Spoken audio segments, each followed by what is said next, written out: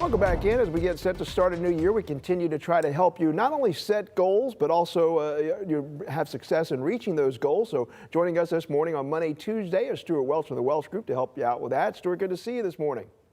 Good morning, Mike. So I know you've got 5 questions right now that folks need to answer to achieve those 2021 goals, especially financially. So let's talk about number 1.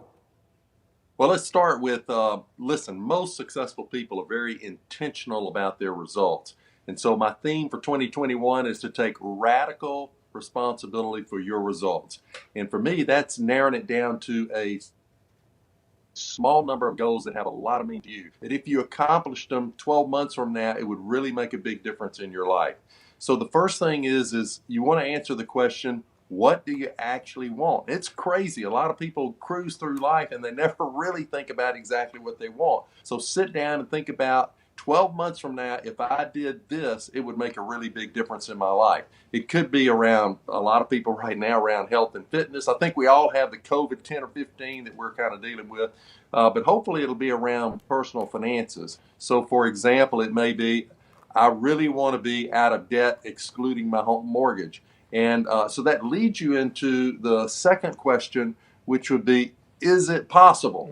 And so really think about, could you actually do that? And you may discover that it is not possible to be completely out of debt, but maybe you could be out of debt by 1/3.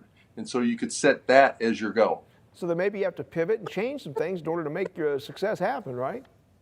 You would. And so I think you want to look at that and say, what would I have to change? What would I have to do differently in order to get that result? And whatever the first thing that comes into your mind is, you want to write it down. And then what is the second thing I would have to change? And you write that down. And you want to write down as many of those as you can, and that becomes your blueprint for action. So really, really important that you actually write those down. I may look at those though and go, I don't know if I really feel like doing that. That's a question you have to ask yourself.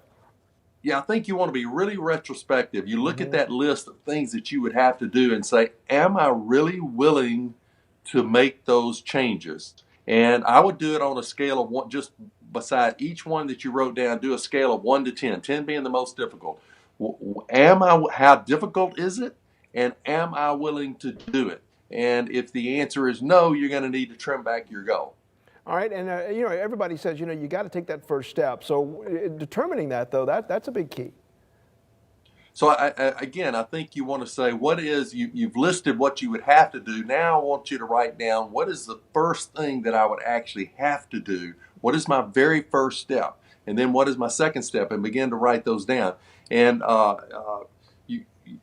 what's writing it down is what's really, really critical about that. And then, of course, the first thing you want to do is take that first step, and know that it's not necessarily going to be easy, and know that you're going to hit some roadblocks along the way, and know that you're going to, as you said, have to pivot, but keep focusing on that end result. Again, radical responsibility for your results.